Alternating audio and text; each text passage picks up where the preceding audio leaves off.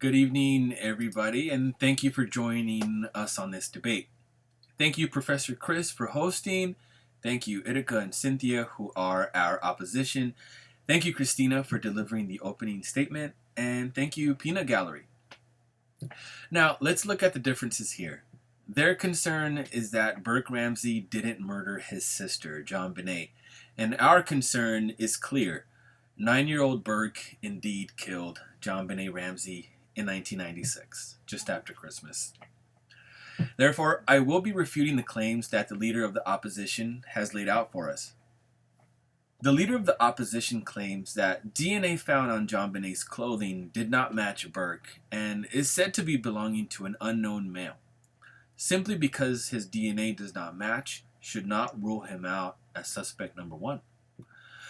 Scientists in Israel have demonstrated that it is possible to fabricate DNA evidence, undermining the credibility of what has been considered the gold standard of proof in criminal cases. Could a rich and powerful man like John Ramsey have the means to fabricate DNA? Most definitely. This family had their own private jet. His net worth was in the billions, capital B. This family was tremendously affluent as well. Is it possible that Burke could have gotten infuriated with JonBenet late Christmas night, bashed her head against something strong enough to crack her little skull, and when John and Patsy discover this, try to make it look like a violent murder took place, even mixing blood to make a false DNA stain? Absolutely, it's possible. The opposition also said that the Ramsey family isn't involved at all. Their argument is that an intruder must have come in because the window in the basement was left open. The first detective on the scene, Linda Arndt, did not secure the perimeter of the home. It is important to note that even after her arrival, there were no eyes on the back of the house for at least 2 hours.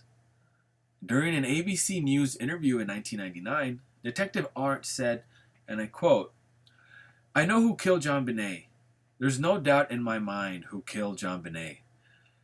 While this investigation is still ongoing, I don't think it's appropriate I say that name out loud." End quote. It was clear Detective Arndt was inferring that the parents had been a part of the murder. Also, the opposition says that there were marks of a stun gun found on her. It has been confirmed by neighbors and friends of the Ramseys that Burke got a new train set that Christmas. He even confirmed it himself. The stun gun theory regarding red marks on her back could have been the work of a toy train track. Running a train on the tracks for a while makes the metal pieces heat up. In turn, applying these pieces to skin can create circular abrasions. And he had done it before. Burke already had some strange incidents with JonBenet in years prior. Did you know that he hit her with a golf club and gave her a black eye? According to the Ramseys' former housekeeper, Linda Hoffman Pugh, Burke was known to leave feces specifically in JonBenet's bed, and he even spread it on the walls in the home. The opposition claims that the parents nor her brother had any motives to kill her. The parents might not have, but Burke sure did. If any of you have siblings and you have felt jealous at one time or another over that sibling receiving more love and affection than you, it's not out of the ordinary. Can you imagine, though, not only not receiving the attention from your parents that you want, but now your baby sister is getting love from the entire community? JonBenet was not only in pageants, but she was also a star earlier that month in the Boulder Christmas Parade. Burke certainly had a motive to get her out of the picture. I will now restate the claims made by the Prime Minister, Christina. JonBenet's brother, Burke Ramsey, had something to do with her murder. Piggybacking off what she said, Burke's fingerprints were found on a bowl which contained pineapple slices on the kitchen countertop, as well as a glass of tea in the dining room table. Again, I reiterate that undigested pineapple was found in JonBenet's tummy during the autopsy. And yet, on the morning of the murder, even with detectives and police on the scene, here we have Patsy coordinating with friends and neighbors to clean the kitchen countertops and walls after her daughter was brutally murdered. Does this scenario feel right to you? How is cleaning even a priority at that moment? Christina, our prime minister, also stated that JonBenet's parents covered up and might have been the ones to finish what Burke started. You see, according to the autopsy, the skull fracture wasn't what killed JonBenet. JonBenet was strangled to death with a torture and bondage device known as a garrote. This is not something a 9-year-old can construct. Blow to the head, yeah, but not the garrote. The garrote was made from a nylon cord and a wooden handle fashioned from the middle of a paintbrush discovered in Patsy's paint tray in the boiler room of the basement.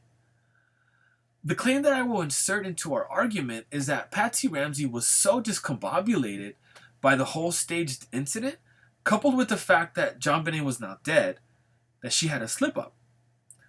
Patsy Ramsey was wearing the same outfit the morning of the discovery of the murder as she was the night before. An interesting piece of evidence that supports this claim is that when police arrived on the scene, Patsy was wearing the same clothes she had worn the night before while attending the White's Christmas party, and she claimed that she woke up that morning and simply put on the same clothes because it was early. We're talking about an ex-beauty pageant winner here. We're talking about Patsy Ramsey, the winner of Miss West Virginia of 1977. This woman was filthy rich, living in a very rich neighborhood with very rich friends and an extremely rich husband. Does that sound like someone that wears the same thing twice? Especially an outfit she wore the night before? This tells me she was involved majorly in covering up the murder. Again, I will reiterate that it is possible to fabricate DNA evidence. It's also interesting that a family with so many resources hasn't been able to identify a suspect a quarter century later. If that was me, I would spend every waking moment trying to find the killer. Furthermore, let the record show that out of everyone in the family, Burke in fact had a motive. He wanted to be the apple in his parents' eyes again. And that's what happened after she died too.